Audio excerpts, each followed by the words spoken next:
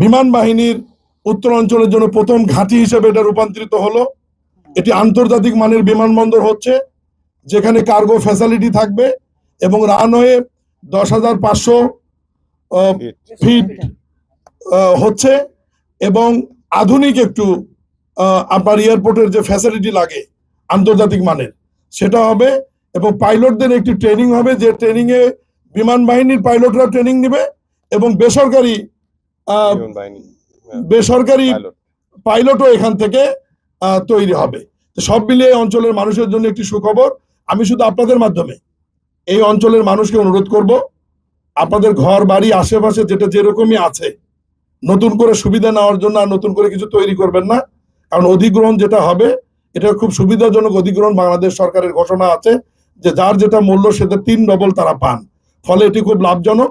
আপনারা আমাদেরকে সহায়তা করবেন, স্কুলের সমস্যা আমরা সমাধান করে দেব এবং এই বিমান ঘাঁটিতে বিমান বাহিনীর পক্ষ থেকে আন্তর্জাতিক মানের কয়েকটি শিক্ষা প্রতিষ্ঠানও তারা তৈরি করবে বেসামরিক পাবলিকের জন্য এবং সামরিক অফিসারদের জন্য।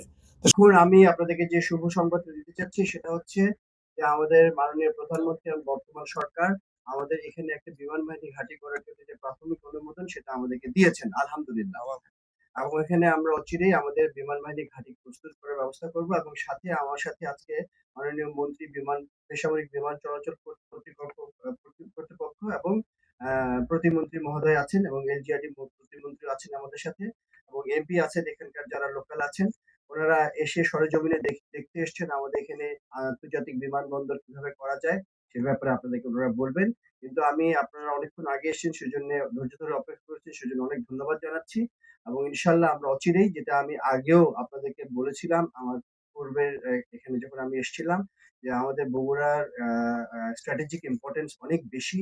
এখানে আমরা চাই একটা অত্যাধুনিক বিমান ঘাঁটি প্রস্তুত করার জন্য, যেখানে আমাদের অত্যাধুনিক জঙ্গি বিমান আসবে অবশ্যই এবং এই ব্যাপারেও আমাদের সরকারের অনেক আমাদেরকে সহযোগিতা করছেন। ইনশাল্লাহ আমরা অচিরেই আপনাদেরকে শুভ সংবাদ দিতে পারবো যে আমরা নতুন জঙ্গি বিমান কিনছি এবং সেই বিমান ইনশাল্লাহ বিমান বাহিনী ঘাঁটি বগুড়াতে আসবে। এটাই হচ্ছে আমার প্রতিজ্ঞা ইনশাল্লাহ। তো আমি